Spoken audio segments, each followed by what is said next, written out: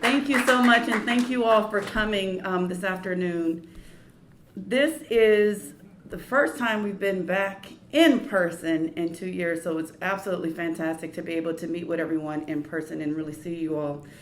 Before we start the meeting or really get going, I want to acknowledge some of the members that have already passed.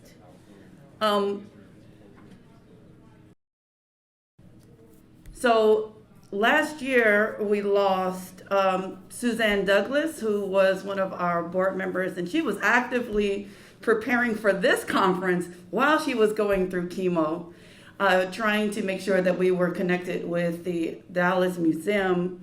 However, besides being the Omicron variant,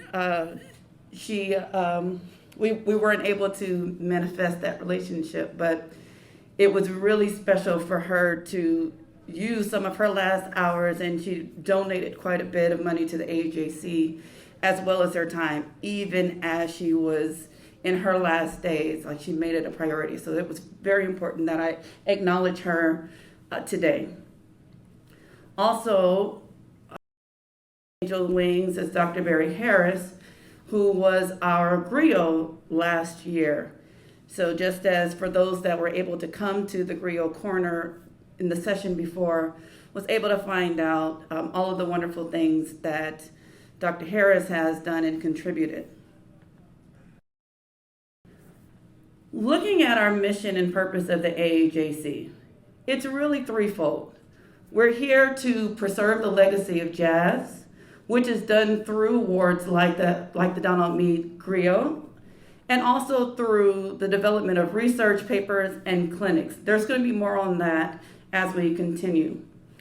Another thing that we want to do is promote jazz in the present. Like, what's happening now? Who are the players? And we do that with the newsletter, which we'll talk about a little bit later, also with the newly formed database, and through our social media and marketing. Lastly, we want to prepare the future of jazz. And we're doing that through our mentorship meetup in this database. And we want to make sure that we're really positioning ourselves to be in an area of resource and be in a position where we can really be supporting what we need to do as educators and artists to make a mark within academia and on the bandstand.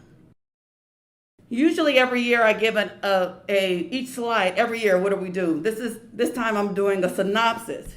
So since I took over in 2014, the things that have been established have been our web and social media presence, the establishment of the Donald Meade Griot Award being implemented within the Jen conference itself. So that collaboration was solidified as well. We also started an AAJC blog post called AAJ Speaks, which is on hold currently, but that was an area in which we were going to promote papers or paper ideas that people are having, mainly to address the need for there to be more information, there to be more content available for people to learn about jazz and learn about music history from the African American perspective and through the African American tradition, which is one of the complaints that many of the educators was having, that the Black tradition is not being represented. So AAJ Speaks was intended to be kind of that blog post that stimulated conversations. So that's something that 2 years ago we were going to pick up, but life happens with everyone. So I'm hoping that this is stimulating your ideas and saying, hey, this is something that I want to volunteer to help with. Another thing that happened in the last couple of years is that we started the HBCU, Historically Black College University, and Predominantly Black Institution performance slot here at Jen. So Jen has been extremely supportive with the African American Jazz Caucus by not only providing us with the meeting space, but they're providing us with a designated slot for these organizations. And we did it this way because it was going to be a way to guarantee that there was a presence here at the conference. And as you all know, for those that have or may not know, for those that want to perform, you have to submit an application. And you may or may not get that particular spot. And you don't know that until until July or August, which is sometimes not enough time to plan for something when you don't have the resources. So we decided that doing it this way could guarantee there's a certain slot, and these schools can have more time to prepare that, I'm going to bring my group this year. And also, what we implemented is, and it's going wonderfully thanks to Paul Combs, he'll talk about that a little bit later as well, is the Aajc Newsletter. That goes out quarterly, and it's to keep everyone up to date. These are all in response to the task force meeting that we had in June of 2020, which I want to just review because it is really the catalyst to why we're doing the particular initiatives that we're doing and what our focus is going forward. So when we met back in June, there were two major objectives that we wanted to revamp the African American Jazz Caucus and focus. The first objective was recognizing that there was a lack of funding to fully support the community. And a lot of AAJC is done, all of the initiatives are done in kind. So we are heavily dependent upon people donating their hours, people donating their money, people donating their time to get things done that would normally we'd have to pay for. But you can only be so efficient with that model. So we were looking at ways to develop strategic plans for the AAJC moving forward, seeking grant writing and strategic planning, finding an endowment, and really recognizing that we need a paid employee or an active committed team for the day-to-day. And the way that we started to address that is during the pandemic shutdown, we started having all of these little subcommittees that did start, and we started to recognize the different holes that we have within the organization, and the pluses, like the plus of being a 501c3 status, but yet we're operating more like a club. You know, so those are those holes where you have this platform and you have this status, but what kinds of things are we really doing to exploit or exaggerate those opportunities that our status would actually afford? So those are the kind of things that I'm talking about. The second objective, which is the largest action item, was to address the issue of Black students in higher education, jazz education. And we talked about why. We talked about that students, high school and undergrad, need to be better prepared for audition requirements. We talked about that Black students were not readily exposed to successful Black artist educators, providing a viable representation of what paths and what strategies are possible. We discussed how Black students are struggling financially to attend these universities and to be supported through their studies. And also talked about issues with Black students that are at predominantly white institutions feeling like they're a little bit isolated and not connected to other Black students and educators. So all of these things that in this brainstorming task force, we came up with and say, okay, well, how do we address these things? What are the directions? And one of the solutions that we had is all centered around this database. And the solution number one is identify and create a database of Black colleges, universities, Black educators, performers, HBCU, PBI, middle school, high schools. Basically, we want to know where everyone is, who is in need, so that we can start to filter and we can start to support people more directly. So the purpose was to readily connect current students to professional artists and educators to artists, and other educators and artists to each other. So we were looking to create a database that was going to allow people to search this database for by geographic directories or by instrument, and all of these things that, as you'll see in a minute when Paul gives his presentation, that it's going to give us the opportunity to identify who is who is coming up, who is growing, who are our recent graduates, who are our academics, who is available for a clinician spot. You know, particularly in this climate where there are many organizations that are looking to diversify, and they're always calling saying, hey, I need. It would be great to have a system or this database in which we can kind of go in and say, oh, I know who's in your area. Someone lives just around the corner. Did you know that this person is right there? You know, to be able to connect. So that was one of the. And then also the reason why we were creating this database would be to create this kind of exchange system. So a lot of times we are willing to go in and help one of our neighborhood schools. Well, how can we connect these schools? How do we know who is teaching where, what middle school, high school, college, and how can we connect each other to each other so that we can really support all of our endeavors? And then the last thing was to create a platform for which the educators, artists, and recent graduates can be spotlighted. One of the things that we discussed is how many people just don't know who folks are. Like, they just don't know what people are doing.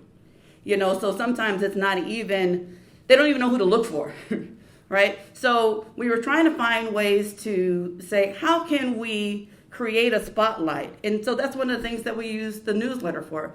So if you're not on the mailing list and not already getting one, make sure that you do sign up for the newsletter. And if you have someone or you're doing something that needs to be spotlighted, we spotlight a student each newsletter issue, and we spotlight a professor or artist or whatnot that's doing something. So these are the ways that we're trying to address what we established and said that this is what we want to address in 2020. We're also looking, and this is much later, but to establish AAJC chapters in schools and in regions, just so we can find a way to be intentional. That's going to be the word of the day. What specific things are we doing to be intentional in our spaces?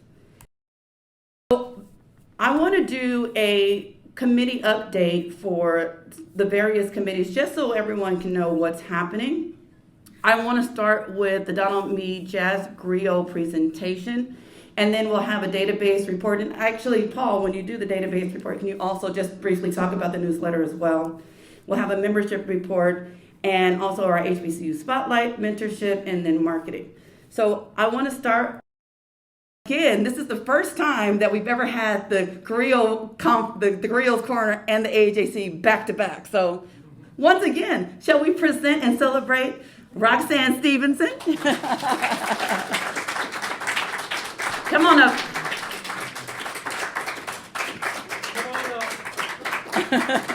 I told you you're going to do this a couple of times.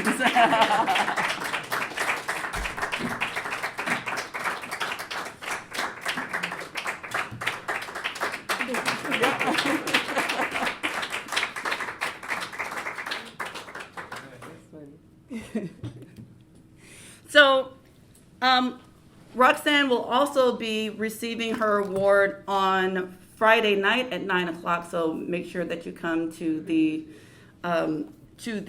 presentations, the major concert presentations. So next, to introduce Paul Combs, who has been just amazing in spearheading not only the creation of the AAJC database, but also making sure that the newsletter, making sure that the newsletter goes out regularly and it is filled. So please give Paul Combs a hand. Come on up.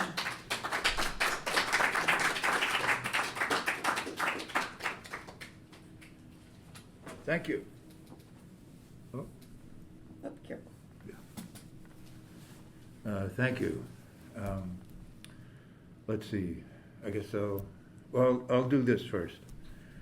A few years ago it was that we started talking about the database, and I'm fortunate that, as they say, by full disclosure, I'm fortunate to have a son who's deep into this whole IT business. He's done work for me for other organizations. So I said, well, I'll pull this together. And it took us a while. I don't know why, but it just took us till a year and a half ago, actually, to finally get started on this. We've had several conversations about it. So I'm going to walk you through what we have as of my last conference with him, which was just yesterday. The database is basically complete. There's some coding things that still need to be done, and there's some other things that we have to sort out before we can really go live. So it exists now in testing form at the Baxter Workshop server, and we're hoping that by March or April we'll have it on the server that we use as AHAC. Okay. So, Just use the cursor. where am I here? I'm in. Yep, you can use that one or just use the button. Oh, I see. Okay, I'll use the button. That works. Okay, why a AHAC database? Well, we pretty much covered that already, but help student members find teachers in schools, help graduating students find members find schools and other institutions for work opportunities, help institutions with members on staff in recruiting faculty and staff, and so on, as was outlined. I see this does this way. Okay. And there were some other, there are possibilities for this database that will probably occur to people as we go along. People organizing to do various projects and so on. And we'll have to get this going. So when you go on, this is what it looks like now. Paul Baxter has said that it's a lot of the details are very flexible, so if we want it to look differently, we can make it look different and so on. But this is what he has come up. It's just very simple and functional. When you go to sign in, this is what you'll see. It's something that I think we're all pretty familiar with. We'll be using your email or your preferred email for the purposes as your identifier, and then you will create a password and log in. Once you log in, we created a fictitious member called Leslie Music. Leslie's because Leslie could be either male or female, so Leslie has logged in, and this is what Leslie sees. But first, let's look at the profile, which Leslie would have set up but can modify at any time that she or he sees necessary. So the profile looks like this. It has the date that the profile was established and any dates that it's modified and other things that are put in, name, so on. Among them is the birthday. Let me be very clear about the birthday. The birthday is used as part of the identifying system within the program. It is never publicly exposed or shared. It will probably be used, among other things, to remind people when their membership is due. We have to sort out how we're going to do that, but the mechanism for that exists. We just have to work out the details. And it also helps us to notate minors. Yes, right. Versus adults, those kind of things. Exactly. So we know, and there's going to be some restrictions on access to personal information or profiles of minors, and that Right. this is. But just so you know, that's just it exists in the background. So and then there's a place to add addresses, members who, you have your home address, but you might also want to have where you teach. Some people are on faculty in 2 or 3 places, might want to have those in there. Phone numbers, same thing. Email addresses, same sort of thing. Links to pertinent websites that the profiler wants to have connected with their name. And then the level of degrees achieved, and then some musical information. It won't quite look like this because those little dots mean that the code exists, and how it functions, but hasn't been applied as of the time that I copied this. But and instruments for instrumentalists, as we're all instrumentalists of some kind or another, right? So we go on. So now we come back to the site. The first search box is a simple institutional search. So we can search by the type of institution. Is there search by the name of an institution? You're looking for a certain institution. You remember the name, or maybe you're looking for institutions in a certain location. Location would be either specific by city or by state.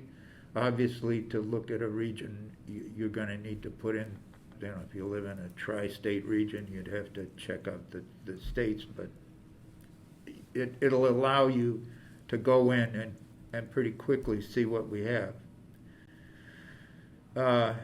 So Leslie's graduated, wants to work in a library.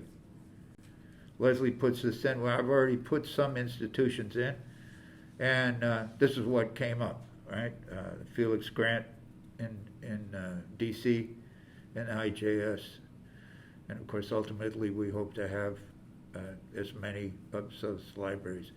One thing here that I would say, in the institutional body that we have, we're going to try to have as many relevant things as possible.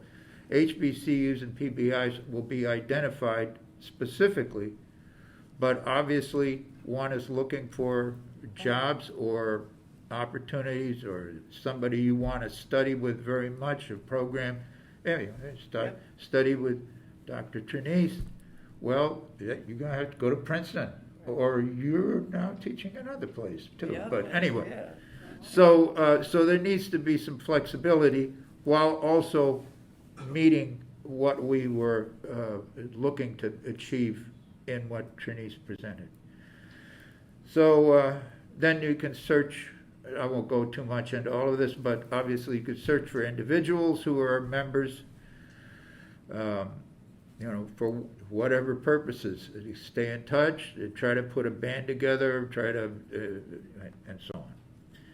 And then there's an advanced search for institutions, if needed, that gets a little more in the weeds and more ways of looking for schools with specific kinds of, does it have, for instance,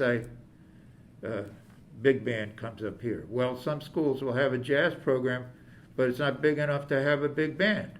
And maybe the student really wants that experience of playing in a full big band. So there's various information that you can fill in this. And of course, if it's not complete, we can go back and fill it out some more. One of the things that I'm really hoping to have, though, in these institutional profiles is to have not only the home URL, but the URL specifically for the music department that has the faculty and the programs being offered. Because my experience in trying to gather information is that every institution seems to have a different design for their website. And trying to find people, I was trying to find a friend of mine just to have at a school near me, and it must have taken me 10 minutes to go through that website and find where the information on this person I knew was. So this will be one of the features of this thing, is that people looking, especially students looking for information on prospective places to go study, when they go here, more often than not, they can cut right to the chase, which is very helpful. Where am I? Okay. So lastly, so that's a piece. Now I'm going here. I'm an administrator. So I'm in there already. I'm the only administrator at this point. We hope to have some more. I'll get to that in a moment. But as administrator then, my job will be to look at this submission. So I went and put, oddly enough, I put Jackson State in. And for some reason, right now, I guess they're reworking their website. The page for the music department isn't there. So I get this, and what I'm going to do right now as administrator is leave it in the pending thing, and then I would call the institution, which I'll probably do next week, and get the explanation of why I can't find this link that is so vital, and maybe be able to get some further information and get that Jackson State program loaded up. Okay, so, Good. oh, I see. That somehow it ended up, I thought I had that on a separate. You did, but I put it so that Oh, it's okay, together. all right. And that's the URL to go to. If you don't use the QR code, you would go to baxterworkshop.com/AAJC/AAJC-sign-up HTML, and that's where the QR code takes you. Baxter Workshop is where all this is being tested and assembled. So did I have? No, I'm done. You're done. So one last thing. I guess I need to talk about the newsletter, but also there are 4 of us on the database committee right now. One of whom I know is fantastically busy, and I don't know how much I can demand of this person to help in the process of administering. The other 3 of us have varying capacities of being able to administer. I'm retired from teaching, and I'm still perform and do other things, or retired from teaching formally, I guess we'd say. So I do have some time to put in this, but we would really welcome 2 or 3 more people on the database committee to help us, especially as we get to the administration stage. There's one thing that's missing from the administration thing there will be a need. Well, we may be able to automate that, but there may be a need to be able to administer individuals. But we'll have to see how depending on people having lapsed their membership and whatnot. Gotcha. Because if your membership lapses, then you don't have access to the database. This is strictly for members to use.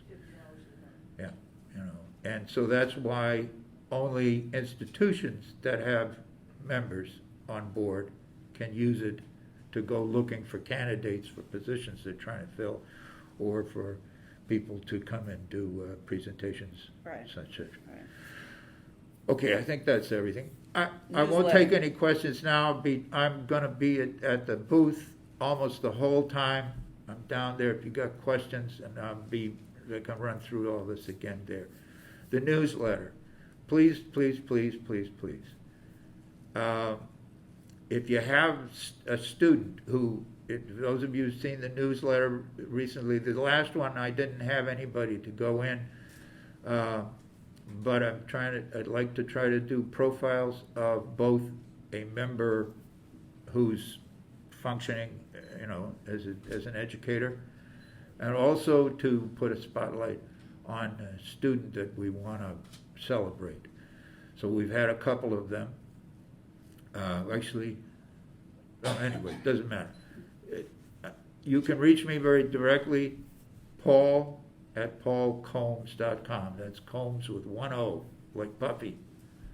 And then And you can also send things to the AAGC address, and with in caps, please put for the newsletter.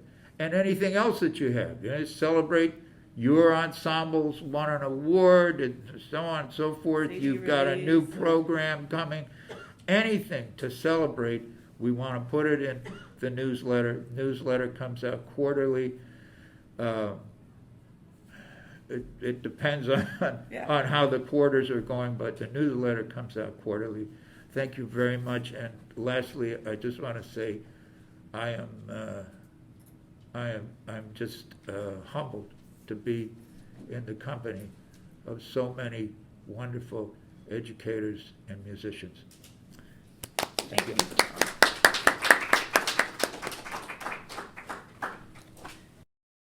Thank you, Paul. We're so blessed that you've been able to donate your time and sponsor this database, this very, very important database.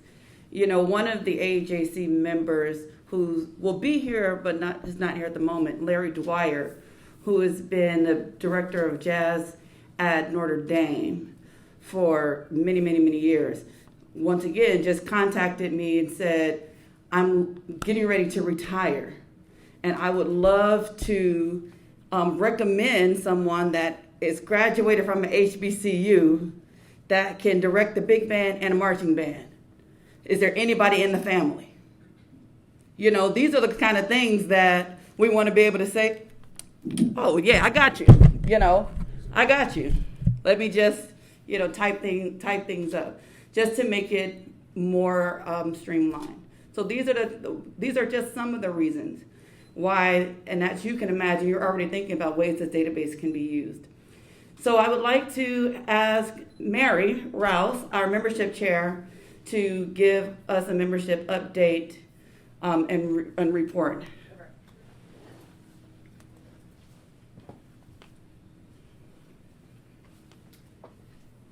Hi all. Welcome. Thank you all for coming. I'm Mary, to put a face with the name of the person that's emailed you and talked to some of you. So just to give you a little update, I came on board at the beginning of last year as membership chair and been part of the AAJC for the last 2 or 3 years. Just wanted to help Trinice out to help start organizing a little bit some of the things that are come on. And this is a membership-run organization, and there are no fundraisers. Basically, we need our members to keep things going. And we're in a reorganizing year to try and get some of our membership tiers worked out a little bit. So that's something that anybody has any input, you know, talk to us and give us your idea. To be on the database, our members are going to need to be paid up with the membership. Right now, everything's on a spreadsheet, but that's going to need to be turned over, and if the database can help us out with that, that's going to be great. We have 3 tiers. We have the $20 level, which is great, especially for students and our newer teachers. You know, we all started out somewhere, so we understand. Then we have the $50 level, and then we have a donation, which we have a few of our wonderful supporters and sponsors who do the 500 and up level. And that's the one I think we're going to look at, because that's more of a donation level and on. So we don't, and we're going to talk about maybe lifetime members and things like that, but that's something for later on. We have other things to work out. Another thing that I've done is I've gone into the website and sort of worked with that a little bit this year and tried to stay in contact with all of you. So if you haven't been to our aajc.us website in a while, please give it a look. We always had a Facebook page, and I thank all of you, Nate and a few other people that Marvin, that go in and make some really great posts and share some posts.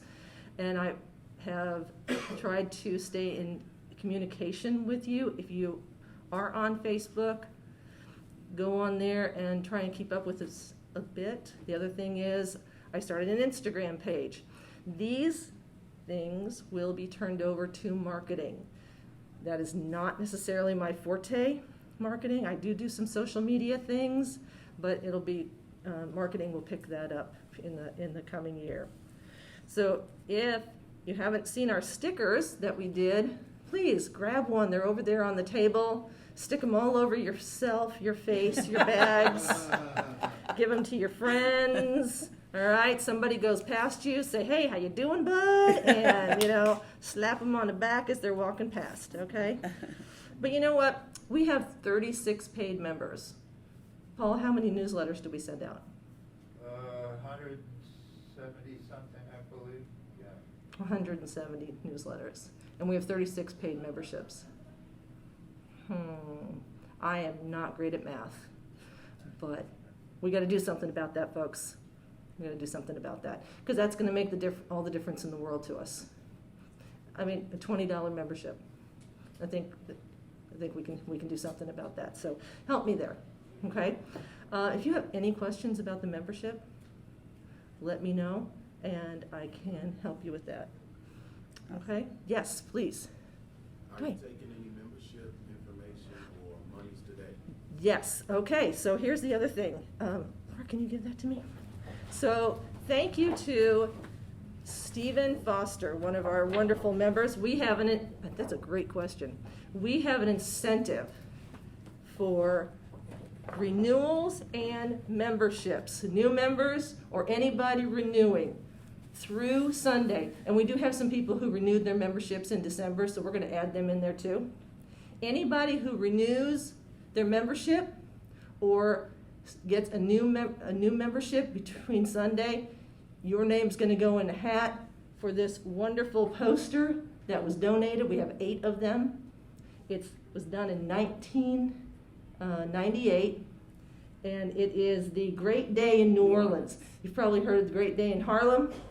This was the Great Day in New Orleans, and there's probably about 300 people in here. There's the Ellis family, the Neville family, and Mr. Foster was telling me that they paid some photographer from New York to come down, and he got up on the building with 40 different cameras, and with one click took this picture. So 40 clicks all at the same time getting this picture. And at the time they were selling this poster for $1,200. They were asking $1,200 for this poster back in 1998. Doesn't know what it's going for now. Unfortunately, he couldn't be with us today, and I'm glad he tried. He wanted to come so bad. He wanted to come, but it was better that he was not here with us today. I just got off the phone with him an hour ago, telling me the whole story of this. I am no griot, so I cannot tell you the whole story that he told me about all this. You need to see the little. He said this is one of the cartoonists that was still around 1998. Many of these people are no longer with us. But I would love to get this in the hands of 8 people and have some of you wishing you had it. What about auto renewals? I think I'm auto renewal. Yes, Yep, your auto auto renewal renewal. on yours. Yep. I'd love to see a lot more auto renewals. But anybody that But yes, people that are auto renewals will automatically also. Yep, anybody that auto renewals. And if your membership isn't up until February, go ahead and renew it. Hello. Go ahead and renew now, and it'll kick in then. So just tell me, I'm going to renew. Trust me, because I'll know where to find you. All right? So y'all go ahead and renew, and let me know that you're going to auto renew. We're good for then. And we'll put your name in the hat, and then Saturday night we'll draw 8 names. Okay? We might do so many at one level and so many at another level to try to keep it even. Yeah. Trust us, we'll make it work. Yep. Okay? So this is a great incentive. All right? Any other questions about membership? I'd really like to have quota at our meetings. But get your stickers. All right, there's plenty more back there, and there'll be more at the table, and come see us at the table. And we need VIPs at our table from 10 to 11 and 3 to 4. Yep. VIP hours, so please come talk to the young kids. Tia Fuller will be our VIP on Friday. So, thank you so much, Mary my rock. Our HBCU PBI Spotlight person, our chair is coming but hasn't arrived yet, got into a little traffic. That was Reginald Lewis. His report would have been that our HBCU PBI Spotlight person, actually, Roxanne, you're on that committee as well. Do you want to speak on their behalf? But NCCU Jazz Ensemble was supposed to be our spotlight performer this conference, but due to COVID concerns, they had to cancel all travels for students and faculty. But I'd love Roxanne, to just speak real briefly on what this particular committee is doing moving forward. Here, come on this side. Oh, is that on? Okay, yes, it's on. Okay. The spotlight, each year we're trying to make sure that we have more diversity in the conference here at the Jen conference. So we are selecting HBCUs or PBIs to perform. And we did finally move to an audition process. So if you go on the AAJC website, you'll see the application process, and it'll show you what it is that you need to do for your organization. It's real simple. It's going to be a blind audition, so everybody will get a chance to. Everybody will have an even chance of being selected. This is a little different from doing Jen in that you'll know what time you perform because you perform at the spotlight space and in that space, which is really nice. So you have the audition. There are three files, contrasting styles of music and a letter of recommendation. Basically a short, like 250 word, no more, bio about your organization. And you'll apply for it, and once the portal is open, it'll show, right now, of course, it's closed, but it'll open, and then you'll know well in advance whether you were selected or not. And then we'll see you in the next Gen conference, and the next conference is in Orlando. Yep. All right, that's it. Awesome. Thank you so much. Thank you so much. Yeah. The QR codes to renew your membership is on this postcard also for easy access. For our mentorship report, as you see people, please let them know, please take these and give them to students and other people to let them know that we have our mentor meetup scheduled for Saturday at 2 p.m. in the Brian Beeman room on the second floor, I believe, behind the elevators is where that room is. Well, that's the time where it's literally a social, and we get together and we just talk to the different students and other artists that are here. That's our moment to network.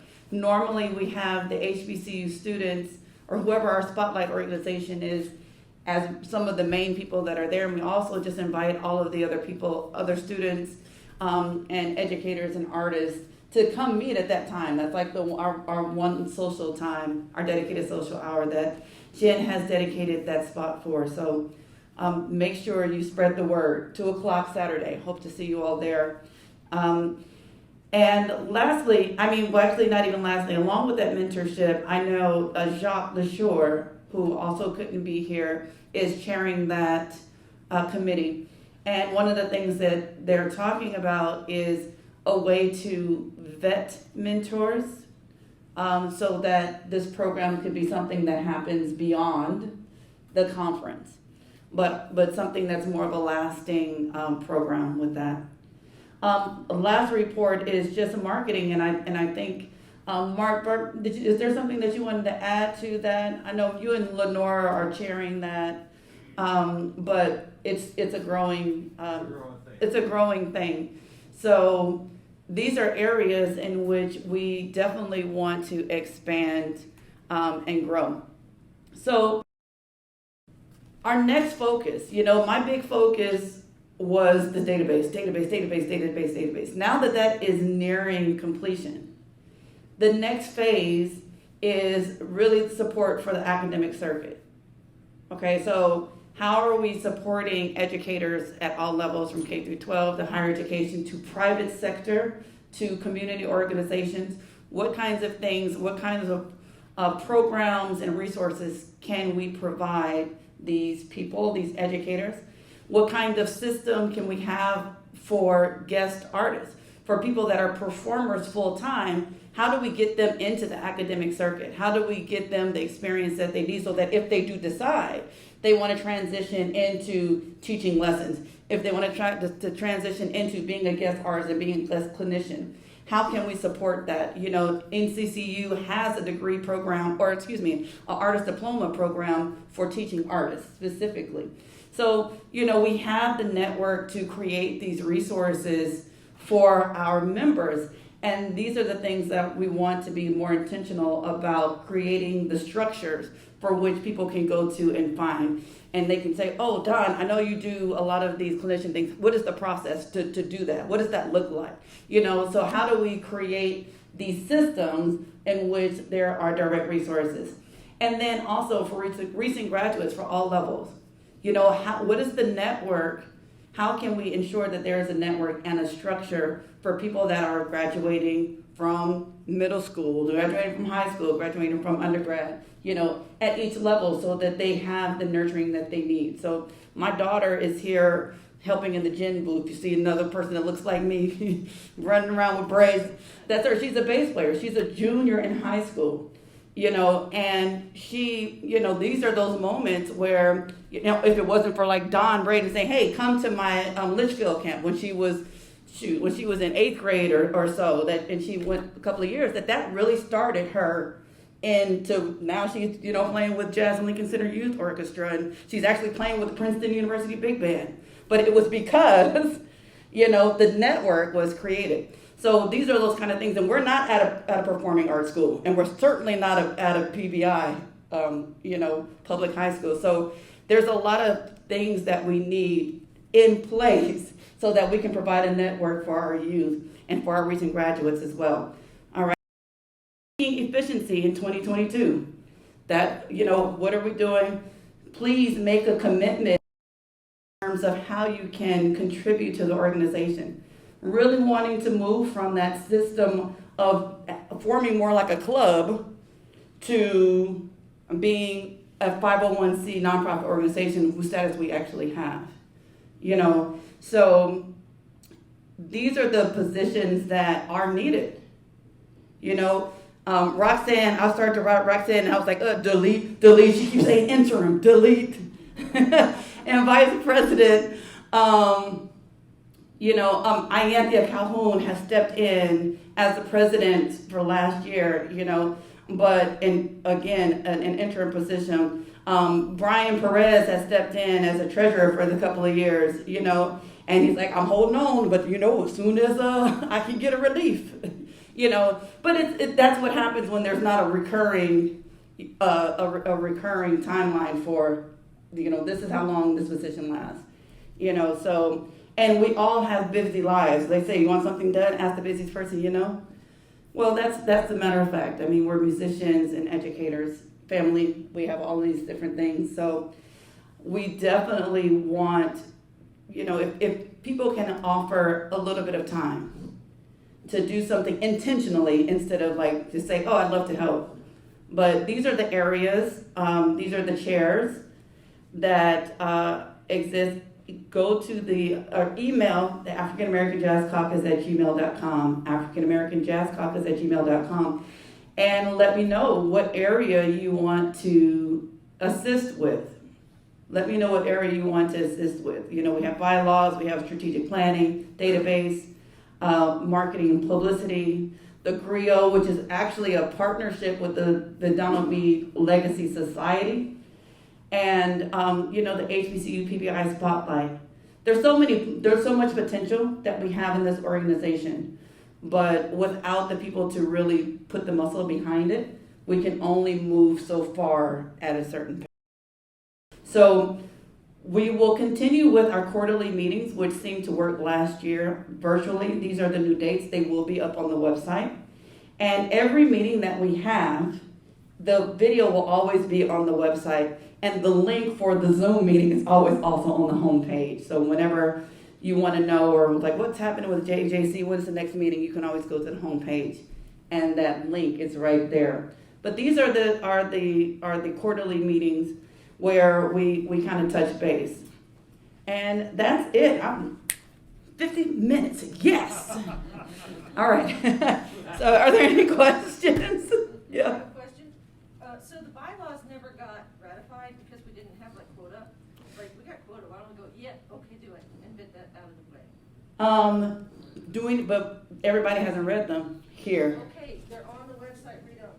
Yes, on the website, if you read the bio, the bylaws bio, if you read the bylaws on the website, these are things that are waiting to be approved via governance. But again, we have to have the quota of paid members, though. Yeah.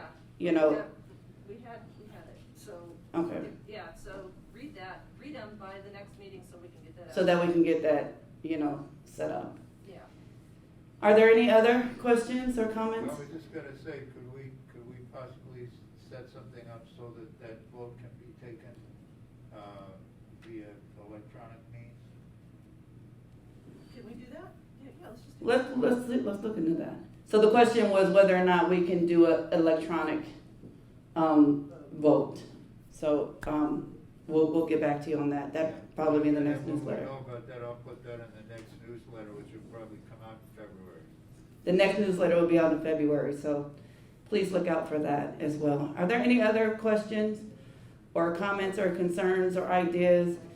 We will have our dedicated exhibit hour downstairs, 5:30 to 7:30 tonight. And then there's also Friday and Saturday exhibit hours. Make sure you come by the AAJC booth. All right? Thank you so much for your continued support of the African American Jazz Caucus. Yeah.